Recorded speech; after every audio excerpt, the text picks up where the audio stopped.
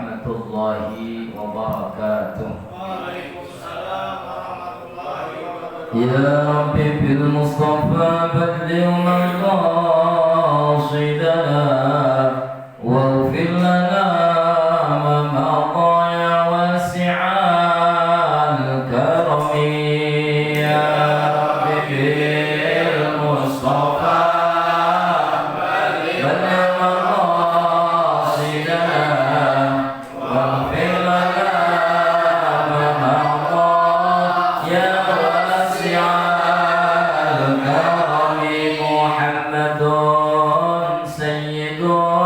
الكونين والثقلين والفريقين من عرب ومن عجم. يا ربي بالمصطفى بلغ مقاصدنا واغفر لنا ما مضى يا واسع الحبيب الذي ترجى شفاعته لكل هول من الأول مقتحم. يا ربي بالمصطفى بلغ مقاصدنا واغفر لنا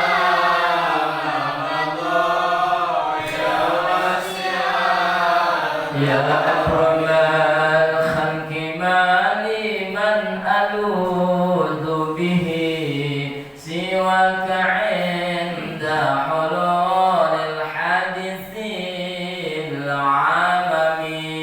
يا ربي بالمصطفى بلغ مقاصدنا واغفر لنا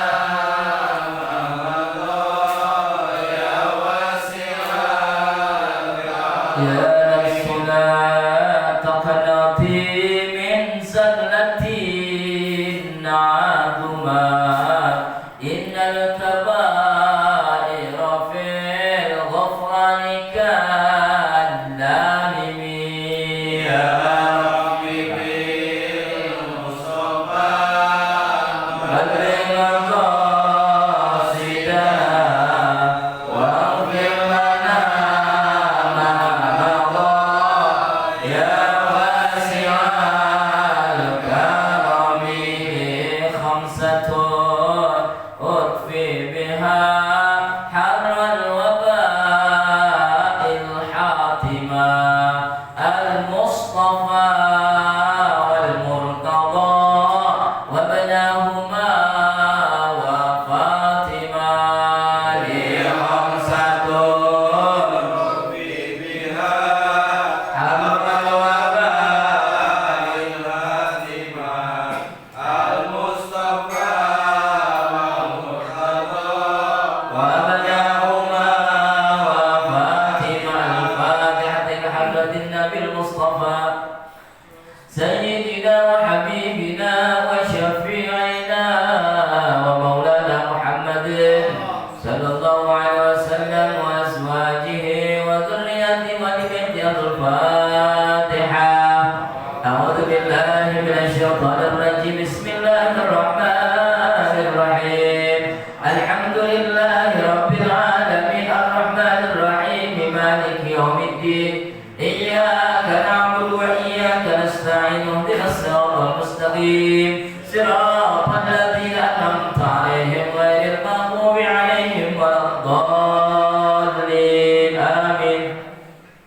الفاتحة لأساتذتنا وأساتذة أساتذتنا خصوصا مخرج الكلام في مدرسة بهاء حاشم أشعري جنبك وخصوصا عبد الرحمن واحد بن عبد الواحد هاشم وخصوصا كي حاجي علي نجار كي حاجي محمد النجار أنور كي حاجي محمود شافعي ميشر كي حاجي مهاجر بادي أمسار وكي حاجي زار المجلس وكي مختار طبراني بن وكي حاجي أمين ودين بن وكي حاجي شمس wa Kiai Haji Ahmad bin Abdurrahman Raja wa Kiai Haji Anis Basir bin Jan wa Kiai Haji Abdul Mujid Abdul Fatah wa Kiai Haji Abdul Malik bin Kiai Haji Ahmad Sultan wa Kiai Haji Muhammad Syekh bin Nasimin wal Habib Mundir bin Fuad Al-Musawwa wa nafa'ana fi ulumihim fid dini wad dunya wal akhiratil Fatihah.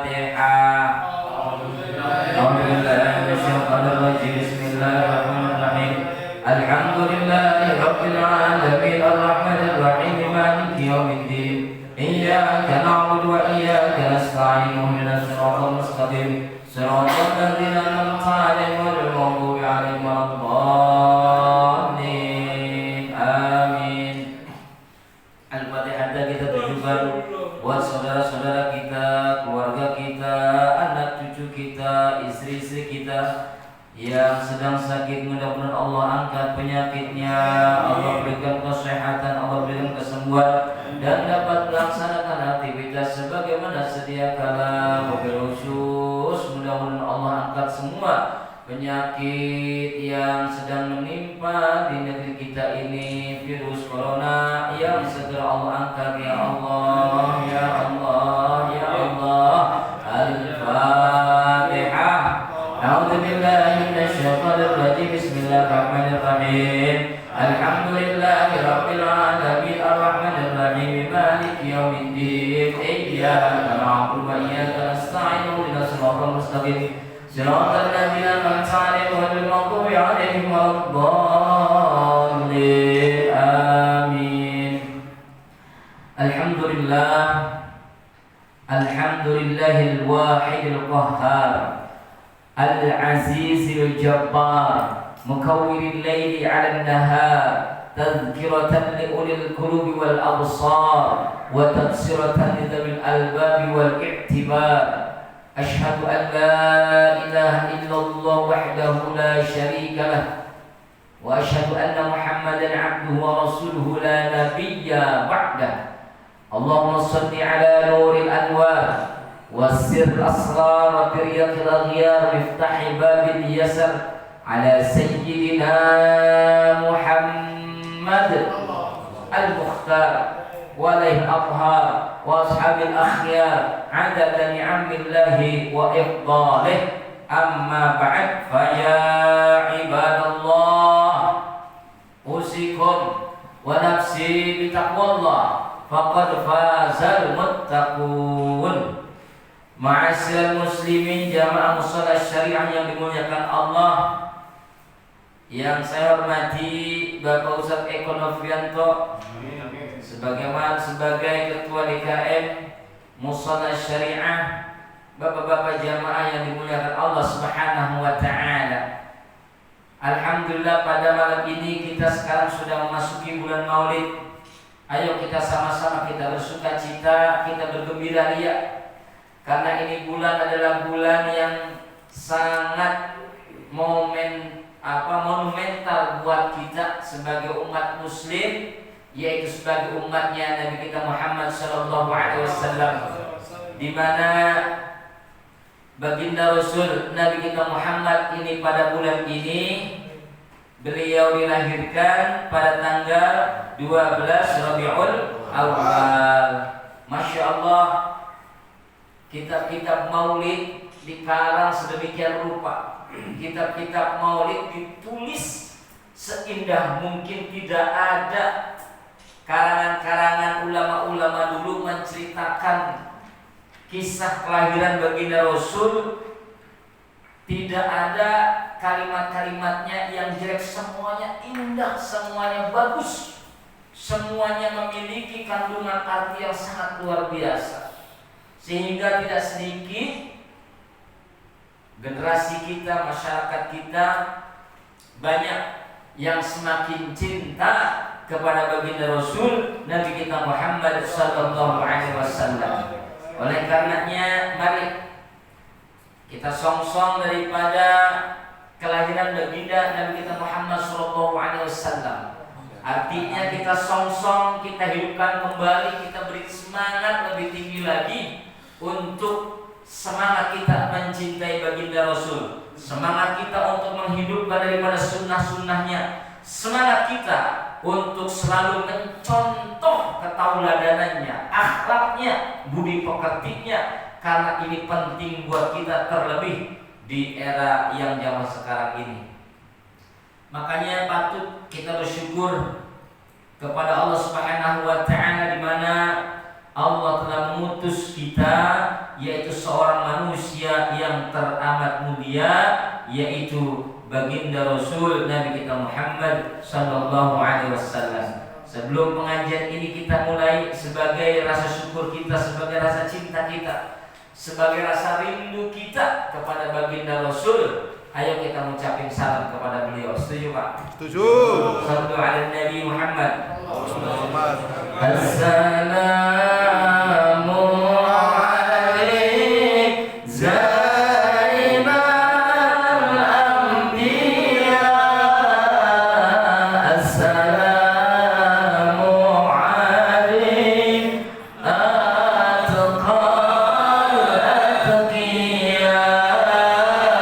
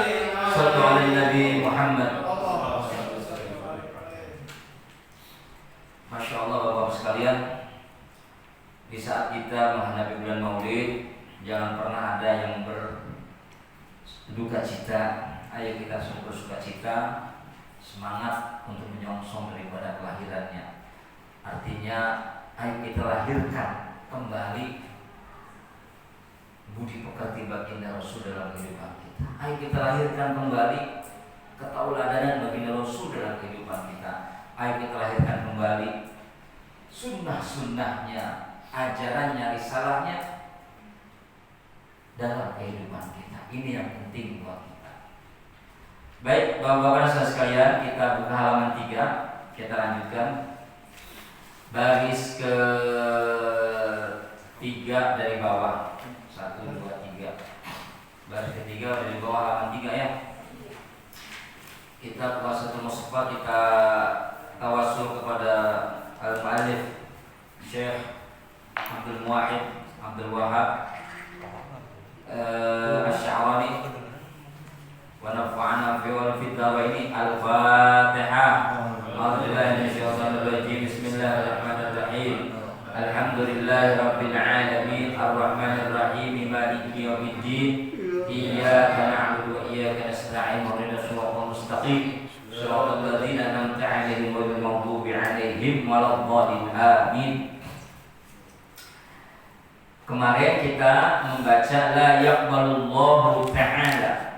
Ya Ali, wahai Sayyidina Ali, la yaqbalullahu ta'ala. Tidak menerima, siapa yang tidak menerima Allah Ta'ala yang Maha Tinggi. Salatan, tidak menerima apa? Salatan, salat seseorang bila wudu'in tanpa berwudu. Wala shadaqatan, dan tidaklah Allah menerima sedekah minal harami, dari sumber yang haram. Tuh ya Pak ya. Ini yang kemarin kita baca terakhir. Sekarang yang akan kita baca lanjutannya. Ya aliyu la yuzalul mu'minu fi ziyadatin fi dinihi ma lam yakulil haram. Ya Ali, wahai Sayyidina Ali, la yuzalul mu'minu, senantiasa, la yuzalu itu artinya senantiasa. Al-mu'minu, seorang mukmin, seorang yang beriman, fi ziyadatin fi dinihi, selalu bertambah, fi ziyadatin, selalu bertambah, fi dinihi, di dalam agamanya. Artinya seorang mukmin selalu mendapatkan tambahan daripada agamanya. Tambahan daripada agamanya itu artinya selalu mendapatkan keberkahan, selalu mendapatkan kecerdasan dalam sikap beragamanya, selalu mendapatkan ketenangan dalam menjalankan agamanya, selalu mendapatkan ketulusan, keikhlasan dalam menjalankan agama, dan tidak pernah sedikit pun merasa terbebani dalam menjalankan agamanya, dan tidak pernah sedikit pun terganggu kepada siapapun dalam menjalankan agamanya. Bagi yang sehat seperti apa? Malam yakulil haram, selama ini orang tidak makan barang yang haram. Tuh Pak ya.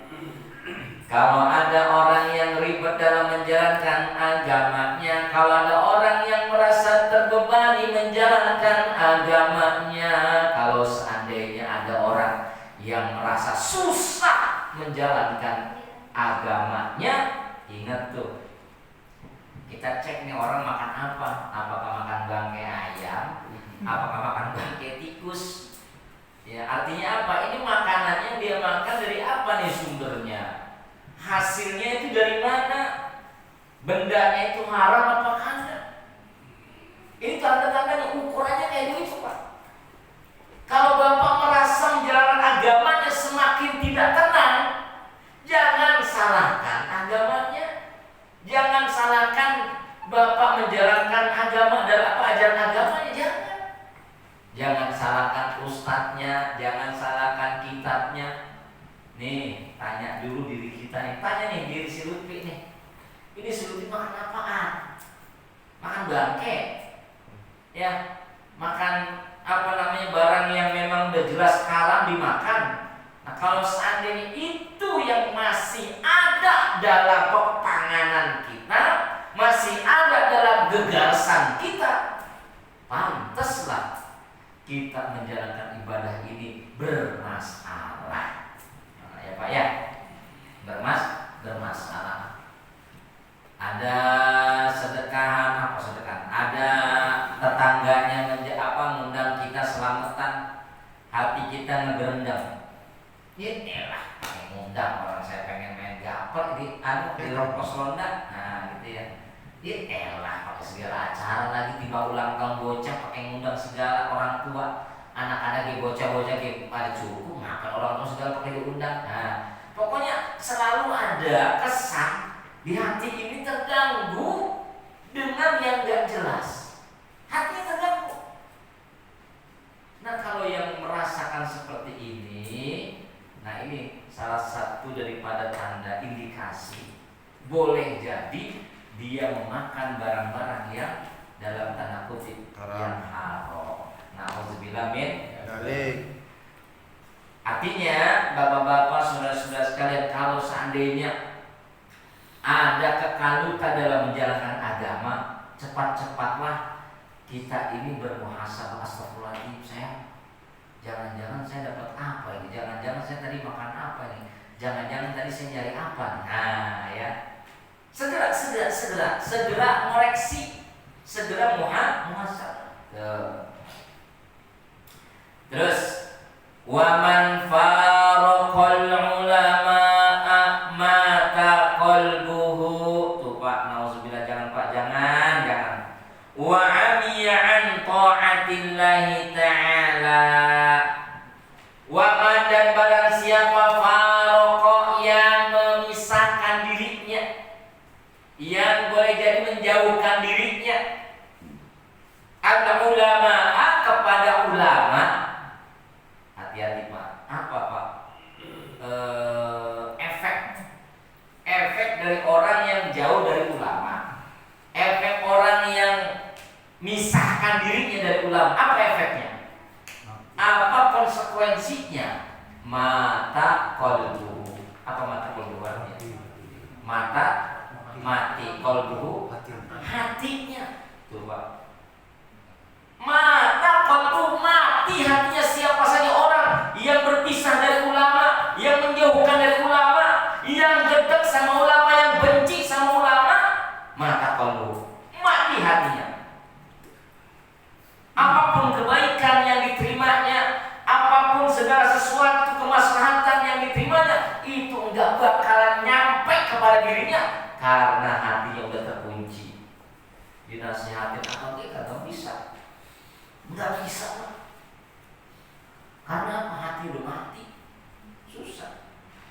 Kalau bilang khatamallahu ala qulubihim wa ala sam'ihim wa ala absarihim. Ya Allah, Pak, ini kalau udah digituin Pak, malu dah. Mau bagaimana kek? Mau kita apain kek, gak bakalan bisa. Karena apa? Sudah terkunci mata hatinya. Nah, salah satu orang yang mati hatinya itu orang berpisah dari ulama. Ya Pak. Jangan apa ya? Jangan jauhin ulama. Deketin ulama. Deketin. Kiai-kiai, ustaz-ustaz deketin. Ya.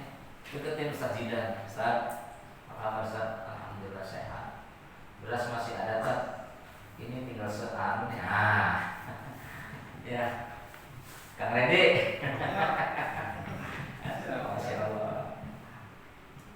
Bukan itu begitu maksudnya. Bukan nyari tabaruk kepada ulama itu penting Pak.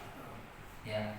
Jangankan masih hidupnya, udah meninggalnya pun kita masih bisa bertabaruk kepada ulama. Betul Pak. Makanya kita kalau pengen silaturahmi kepada yang hidup, sering-seringlah bersilaturahmi kepada ulama. Dan kunjungilah pula ulama-ulama yang mendahului kita. Ya. Nah, ini penting buat kita agar kita berharap Allah turunkan berkah buat kita. Yang pertama, orang yang menjauhi ulama buta mata hatinya, wa amiya an ta'atillahi, bukan buta, mati, sorry. Mata itu mati. Wa amiya an ta'atillahi ta'ala, dan buta min ta'atillahi ta'ala, dari taatnya kepada Allah Subhanahu wa taala. Enggak bakalan taat, Pak. Enggak bakalan tunduk sama Allah kalau orang yang jauh dari ulama. Bagaimana dia pengen tunduk sama ulama, sama Allah, sementara dia enggak ngerti tuntunannya bagaimana taat kepada Allah. Bagaimana dia pengen taat sama Allah, sementara dia enggak ngerti bagaimana caranya mendekati Allah.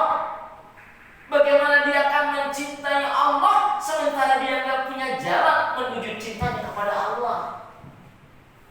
Karena apa? Dia membenci jalannya. Orang yang bisa ngasih jalan daripada kenal sama Allah, dekat sama Allah, mengabdi kepada Allah, ia siapa? Ulama. Ya, ulama.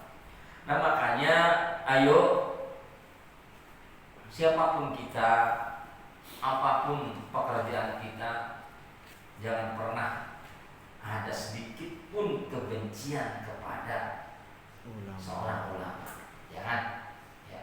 Seandainya ada salah seorang ulama yang melakukan ini itu yang dalam tanda kutip kita belum mengetahuinya, ya, tetaplah kita berhusnudzon. Jangan berburuk sangka. Berhusnudzon. Ya. Berhusnudzon. Baik. Jadi orang yang jauh ulama apa? Mati hatinya dan buta dalam taat kepada Allah. Itu yang pertama. Pada tahu yang berapa ini ya? Pokoknya hitung aja ya aliyah ada berapa itu. Ya. Nanti terakhir ada sayembara ya aliyah ada berapa nasihatnya bagi Rasul Sayyidina Ali ya. Insyaallah hadiahnya umroh. Berangkat dewek ya dewek. Ya Ali wahai Ali man qara'al Qur'ana, man barang siapa qara'a yang membaca Al-Qur'ana, kitab Al-Qur'an, barang siapa yang membaca kitab Al-Qur'an. Nih pesannya Nabi, wasiat Nabi. Walam yuhilla halalahu, dan dia tidak menghalalkan yang halal. Walam yuharrim haramahu, dan tidak mau mengharamkan yang haram. Kana minal ladzina nabazu kitaballahi wara'a zuhurihim, maka adalah dia minal ladzina nabazu, termasuk minal ladzina orang-orang yang nabadu membuang, mencampakkan kitaballahi Al-Qur'an wara'a zuhurihim, dari belakang. Bayangin Pak, orang yang gak mau menghalalkan yang halal, artinya dia selalu apa itu? Makan yang haram, dan gak mau mengharamkan yang haram dan selalu meninggalkan yang halal, maka dia termasuk orang-orang yang buang Al-Quran dari belakang punggungnya. Geblok nggak tuh? Geblok apa kagak tuh? Masya Allah Pak, ya Allah, ya. Na'udzubillah min. Ini Kang Eko. Ya Ustaz. Ini Kang HP Kang. Diterima sama Kang Eko. Oh ini HP. Udah gitu apa? Dibuang dari belakang. Makasih Pak Ustaz. Dilempar. Bagaimana coba? Sayanya bagaimana? Kira-kira. Kalau seandainya saya bukan orang yang beriman, misalnya orang yang brengsek, waduh, kata-kata dari mulutnya pasti keluar. Brengsek, setan, alas, haram, dadu, waduh segala macam dah.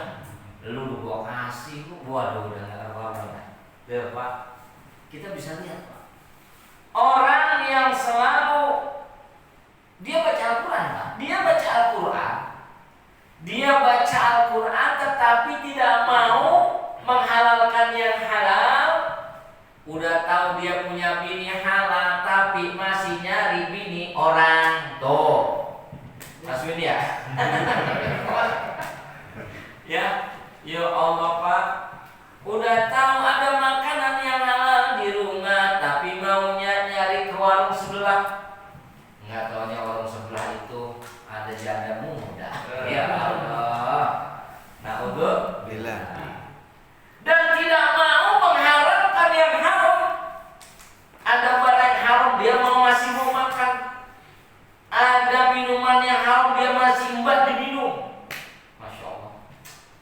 Maka ini orang, dia walaupun dia baca Quran, dia termasuk golongan orang-orang nabadu kitab Allah, membuang, melemparkan, mencampakkan itu kitab Allah min zuhurihim, dari belakang punggungnya. Itu namanya apa? Bukan pelecehan lagi, penghinaan dengan penuh kenistaan kepada Al-Quran. Dia baca Al-Quran Pak. Ini sebenarnya kinayah Pak. Apa ya kinayah? Kiasan. Ya bukan berat. Ternyata banyak orang yang dia suka baca Al-Quran, paham Al-Quran, tetapi cuma sampai tenggorokannya doang. Kita lihat, kita tahu siapa itu ISIS. ISIS itu benderanya la ilaha illallah, tapi kerjaannya apa? Kerjaannya menggaling orang-orang Islam yang tidak sepaham dengan dirinya. Benderanya la ilaha illallah, Muhammadur Rasulullah, yang tidak sepaham dengan pandangannya dipenggali. Dia baca Al-Quran dan tidak sedikit pula yang hafal Al-Quran. Dan jangan salah, siapa yang membunuh Sayyidina Umar bin Khattab hafal Quran. Siapa itu? Abdullah bin Muljam. Hafal Quran, Pak. Hafal Quran. Dia tahu yang namanya membunuh sesama muslim adalah perbuatan yang haram, tapi dia lakukan. Masya Allah. Padahal dia bukan baca Al-Quran saja, tapi dia hafal Al-Quran. Ya Allah, ya Pak ya. Itu kiasannya kayak gitu, Pak. Bukan bukan saja perbuatan yang kira-kira kelihatan jelas mata, dia masih minuman keras apalagi itu mah, dia masih berzina apalagi itu mah. Ini ada dia masih baca Al-Quran, tapi masih melakukan perbuatan-perbuatan yang memang dilarang oleh Allah Subhanahu wa taala. Dan itu yang model begitu, dia sama sekali mencampakkan Al-Quran dari punggung belakangnya. Na'udzubillah min dzalik. Apa? Nah ini itu terkait bab tentang hukum halal dan haram terhadap makanan, minuman, dan hasil yang didapatkannya, kemudian pengaruh-pengaruhnya. Ini dibahas pada minggu kemarin, ya, hatam datu. Nah sekarang judul baru. Nah barangkali dari pembahasan kemarin ada yang pengen ditanyakan? Monggo Kang. Waalaikumsalam warahmatullahi wabarakatuh. Saya mungkin ini yang perdana saya ikut kajian ini. Kemarin tidak. Di sini saya lihat dari buku ini manakal haram maka qalbahu wa khaffa dinahu wa dha'afa yaqinah wa hajaballahu da'watahu wa qalat ibadatuhu. Ya. Dan terus kemudian yang berarti bahwasannya makan makanan haram mengakibatkan sengsara dunia akhirat. Mungkin ringkasnya seperti itu. Dan kemudian apakah ada hubungannya makan makanan haram ini dengan kita melakukan hal yang haram, dalam artian berteman dengan setan, kemudian pergi ke dukun, syirik, musyrik dan lain sebagainya? Apakah ini efek yang ditimbulkan sudah sama atau tidak? Baik. Yang ditanyakan oleh Mas Yanto. Mas Yanto. Ya sinten? Rahman. Hah? Rahman. Nama saya. Iya. Rahman. Rahman. Kira Mas Yanto. Ada tipis lah ya. Siapa? Kata siapa Rahman? Mas Rahmanto, efek dari orang-orang yang selalu makan barang haram tidak akan pernah dia, dengarkan, tidak akan pernah dia melahirkan perbuatan-perbuatan yang diridhoi oleh Allah Subhanahu wa taala. Sekalipun dia itu melakukan kebajikan, sekalipun dia sering ke mushola, sekalipun dia melakukan aktivitas-aktivitas sosial. Kenapa? Karena yang dia perbuat itu hanya untuk menutupi daripada perbuatan yang aslinya. Begitu Mas Rianto ya. Jadi tidak ada ceritanya orang yang makan barang haram ini akan mendapat ridho dari Allah. Makanya benar, kata itu benar. Dan di sini juga nanti ada keterangannya. Orang yang mau makan barang haram kemarin itu ya, dan dia pergi untuk mencari barang haram, pasti akan ditemani sama setan. Kalau dia naik kendaraan, pasti diboncengin setan. Kalau dia mau kemana-mana selalu dikendalikan sama setan. Makanya tidak sedikit orang yang kelihatan dohirnya ini baik, ternyata pas kita bertamu ke rumahnya ada sesuatu yang bertentangan dengan yang selama ini dia mengikuti kegiatan yang ada di masyarakat. Loh, kok ini ada anu, kok ini ada anu, kok ini ada anu gitu. Ya, ada yang seperti itu, ada yang menutupi, karena itu dia menutupi perbuatan jeleknya dengan perbuatan baiknya. Kalau seandainya sumbernya karena nafsu, itu masih ada harapan untuk mendapat ampunan. Tapi kalau seandainya ini didasari oleh musyrik kepada Allah, didasari dengan sifat sombong, nehi mereka hesek tempat jahe, artinya apa? Enggak bakalan dapat harapan diampuni dosanya oleh Allah. Na'udzubillah min dzalik. Koten nih Mas ya? Koten apa ya Kang Edi? Khatam. Koten itu pas potong ya.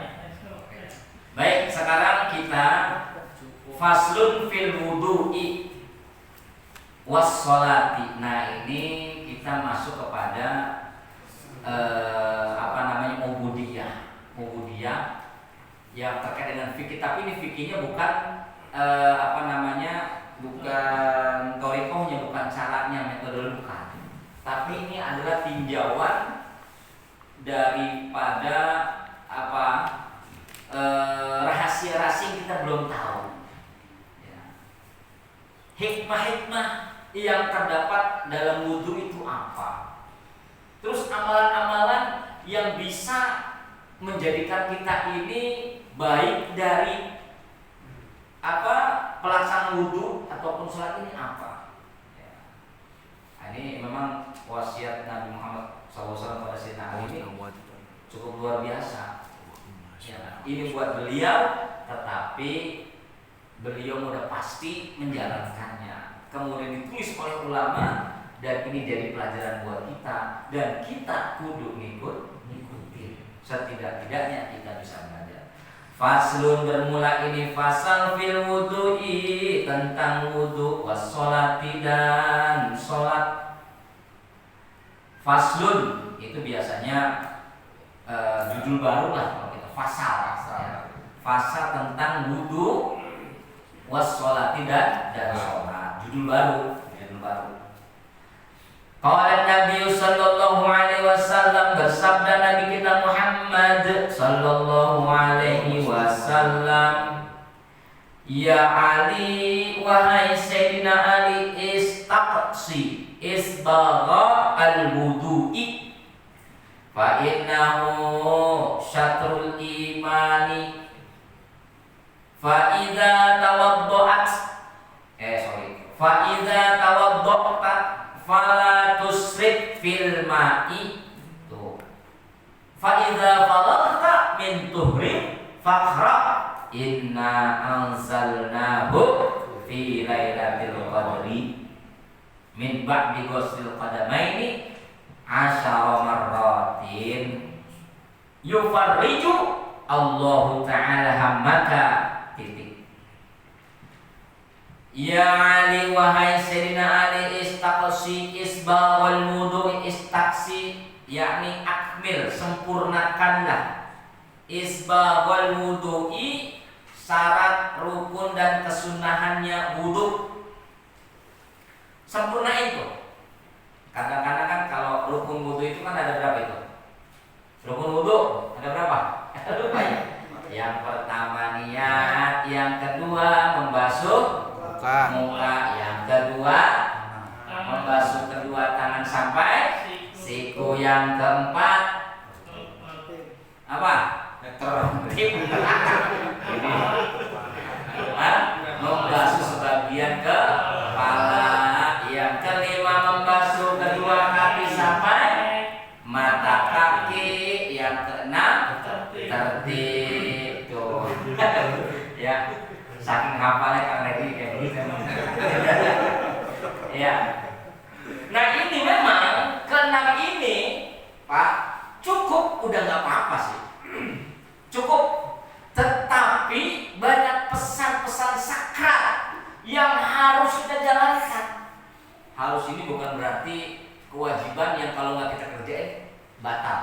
enggak begitu. Sama kalau seandainya ada larangan Nabi misalnya, ya larangan Nabi itu bukan serta-merta langsung haramnya litahrim. Ada boleh juga litakrih, ya makruh, ya. Ada juga benar-benar haram, ya. Ada juga untuk pelajaran, ya seperti nah Rasulullah SAW, Nabi Muhammad SAW melarang minum sambil berdiri. Nah, berarti kan larangan. Ya. Kalau dilarang itu kita kerjain, beda dengan Nabi melarang kita memakan anjing dan babi. Itu kan sama-sama larangan kan? Iya nggak Pak? Nabi melarang kita makan dan minum sambil berdiri. Nabi melarang kita memakan anjing dan babi. Ayo, larangan itu kira-kira jatuhnya sama nggak hukumnya? Beda. Beda, ya Pak ya. Sama juga ketika ada imam sebelum sholat berjamaah, sawwu sufufakum fa inna taswiyatas sufuf min tamamis shalah. Sawwu, rapat baris lurus, ya. Karena rapat barisan dan lurusnya baris dalam saf itu adalah min tamamis shalah, termasuk sempurna dalam Sholat. Mafhum mukhalafahnya artinya kebalikannya, kalau seandainya kita ini sholatnya renggang-renggang, berarti kagak sah kok enggak, itu kurang sempurna tuh. Ya. Kalau sholat jamaah Pak, ini imam di sini nih, makmumnya di rumah, sah nggak? Masih sah Pak, masih selama tidak ada apa itu pembatas. Imam ya. Ya, selama tidak ada pembatas. Apalagi kalau dalam keadaan pandemi corona ini sekarang nih. Ya. Nah yang model seperti itu ketika Anda sholat berjamaah harus rapat, benar, tidak ada yang salah. Sholat berjamaah tidak boleh renggang-renggang, betul, tidak ada yang salah. Dan harus kita jalankan. Itu dengan catatan dalam kondisi tidak ada apa-apa. Tapi ketika ada kondisi ada apa-apa, maka ini perlu diperjelas lagi. Boleh kita begini begitu apabila ada hal-hal yang bisa membahayakan. Mohon maaf, makanya Pak, sholat, salah satu sholat kesunahan yang kita sholat itu pakai pewangian. Coba ketika Bapak sholat berjamaah ada di samping kita ini yang memang misalnya nggak mandi, bayangkan orang baru pulang kerja, ya sholat di pinggir jalan, masjid pinggir jalan, dia langsung aja masuk. Ya bagus, nggak ada listanya, nggak ada hinanya, malah terpuji. Dia ingin sekali bersama-sama sholat berjamaah, itu sangat terpuji. Tapi bagaimana mungkin kemuliaan dia, ketulusan dia ini, siapa yang sangka akan merusak orang lain? Iya. Ya enggak apa? Oh dia ini baunya ngambrang habis pulang kerja. Keringat. Ya, udah badan keringetan, udah gitu gemuk lagi. Masya Allah, tahu sendiri kan? Akhirnya apa? Yang tadinya Kang Eko sholatnya khusyuk, Kang Redi sholat khusyuk, Allah, dia Allahu Akbar, yang tadi enak-enak, buset, samping gua bau ketek. Dalam hati, buset, samping gua bau ketek, ya Allah. Coba, Pak, ya. Nah yang model begini boleh kita rangga. Karena apa? Nah orang yang begitu. Ya, makanya kalau Bapak ingin menjaga sholat jamaahnya dimanapun, itu bagus. Tapi Bapak juga harus tahu diri, jangan mengganggu orang yang lain. Iya. Misalnya, yaitu kita pulang kerja nih, jangan lupa bawa minyak wangi. Karena kesunahan dalam sholat itu kan tatayub, pakai minyak wangi. Oleh si walaupun belum mandi kan, kalau pakai minyak wangi mendingan banyakin yang banyak itu, biar supaya apa yang kanan kiri tidak terganggu. Ya Pak. Baik. Apa kata Nabi? Sayyidina, kata Nabi, ya Sayyidina Ali, wahai Sayyidina Ali, sempurnakanlah rukun dan kesunahan dalam wudhumu. Kenapa? Fa'innahu syatrul iman, karena menyempurnakan wudhu itu adalah bagian daripada iman. Artinya kalau orang yang wudhunya kagak sempurna, rukunnya kagak sempurna, sunnahnya kagak sempurna, ini dipertanyakan keimanannya, tuh ya Pak ya. Kemudian faiza tawadda'ta. Ya, jadi ini yang pertama Pak, bab baru ini apa perintahnya? Menyempurnakan wudhu, baik rukun dan sunnahnya. Kenapa? Karena itu bagian daripada iman. Yang berikutnya faiza tawadda'ta, maka apabila tawadda'ta kamu berwudu, fala tusrif fil ma'i, maka fala tusrif, janganlah kau berlebih-lebihan fil ma'i, di dalam penggunaan air. Tuh, Kang Eko, ini keran jangan terlalu gede-gede, ya, kecil aja di mulutnya. Pertama ngirit, yang kedua ekonomis, dan juga yang ketiga ngikutin daripada sunnahnya Nabi. Kalau di Istiqlal, Pak pernah sholat Istiqlal ya? Iya. Buka keran, boom, wah, ya Allah, bisa basah baju semua. Itu israf itu Pak. Israf apa itu? Berlebih-lebihan. Nggak boleh kita berlebihan dalam air. Itu kadang-kadang wudhu ya kayaknya hampir basah semua sampai, masya Allah. Ya bagus sih, cuman itu israf. Ya berlebihan, nggak boleh, makruh, nggak boleh berlebihan. Tuh, ya film fa'idha farokta. Ada nggak di sini? Kalau wudhu airnya banyak mata ada? Ada di sini ada.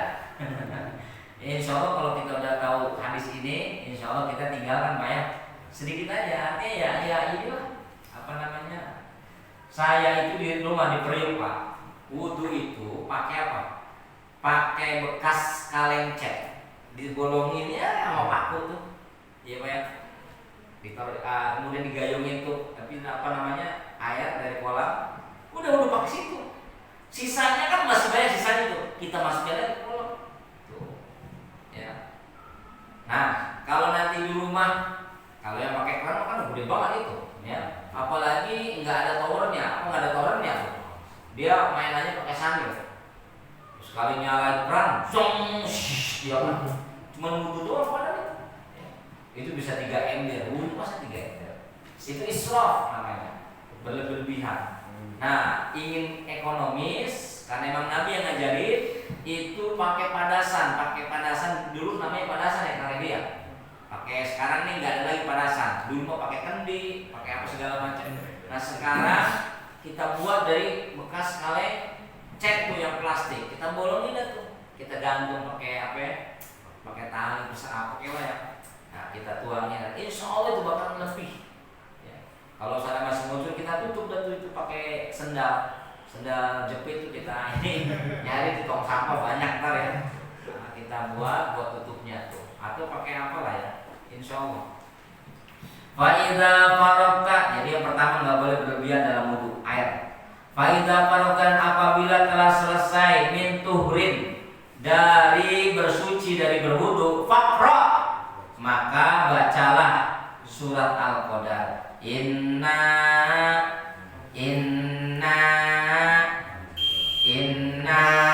ya apa ya, jangan sampai inna lillahi wa inna ilaihi rajiun, orang yang meninggal. Inna anzalnahu fi lailatul qadri, ya, min ba'di ghusl qadami, setelah kita mencuci kedua mata kaki sampai mata kaki, ya. Berapa kali kita baca? Asyra marratin, sebanyak 10 kali. Jadi habis wudhu kita baca apa? Baca inna anzalna 10 kali, ya. Ya Allah, Pak Ustadz, lama banget kalau udah komat gimana? Nah itu makanya jangan sebelum azan wudunya. Ya, sebelum azan wudunya. Itu mah pas sudah komat baru wudu. Lah, tinggalan sholat jamaahnya. Nah kalau yang model begitu, jangan ya disesuaikan maksud saya. Jadi bapak kalau pengen sholat, mau sholat, wudulah sebelum waktu sholat. Itu aja. Tenang, bikinnya tenang, ngasih mukanya tenang ya. Nah jadi baca berapa kali? 10 kali. Apa hikmahnya? Apa fadilahnya? Fadilahnya orang yang habis wudu baca surat Al-Qadar, ya, yufarrijullahu ta'ala hammaka. Allah akan menghilangkan kegundah gulanaan kita, kesusahan kita. Tuh. Udah muka kita mukanya tampaknya susah, usahanya susah, wudunya kagak bener, bujuk. Ya Allah, apa yang mau diandelin? Nah makanya agar hidup kita ini terlepas dari kesusahan, yuk kita sempurnakan wudu dengan membaca surat Al-Qadar 10 kali setelah berwudu. Tuh ya Pak ya, setelah nyuci kaki. Nah sampai situ aja dulu ya. Mudah-mudahan ini akan menjadi pembelajaran buat kita. Amin. Subhanallahumma wa bihamdika asyhadu an la ilaha illa anta astaghfiruka wa atubu ilaik. Mohon maaf wa muwaffiq ila aqwamit thoriq. Wassalamualaikum warahmatullahi wabarakatuh.